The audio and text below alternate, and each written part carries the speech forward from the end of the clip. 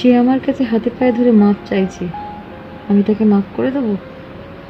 সে আমার জায়গায় অন্য মেয়েকে দিয়ে দিল। সে 1 মাসের ভেতরে তার সঙ্গে শুয়ে পড়া, উঠে পড়া, বসে পড়া, জীবনের সব গল্প শেয়ার করতে লেগেছে। সে 1 মাসের ভেতরে আমাদের সঙ্গে আমার বিষয়ে সে অনেক বাজে বাজে মন্তব্য সেই মেয়েটার কাছে দিয়ে তার মনকে হাসিল করার চেষ্টা করেছে। 1 মাসের সম্পর্ক, আর আমি তাকে বিশ্বাস করে নেব? এটা কি সম্ভব? সে আমাকে বলছে আমার ভুল হয়ে গেছে যখন সে ধরা পড়ে, আমাকে ক্ষমা করে দাও। এটা কি সম্ভব ক্ষমা করে দেওয়া? ভালোবাসা কি আমার এতই তুচ্ছ ছিল, এতই সস্তা ছিল? তার জন্য আমি সব কিছু ছেড়ে দিয়েছি, আমার টাকার জীবন ছেড়ে চলে এসেছি।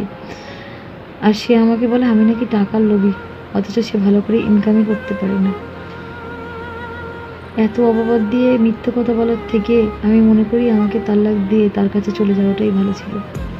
এই জীবন আমার বিষিয়ে গেল, আমার বিষের জীবন হয়ে গেল।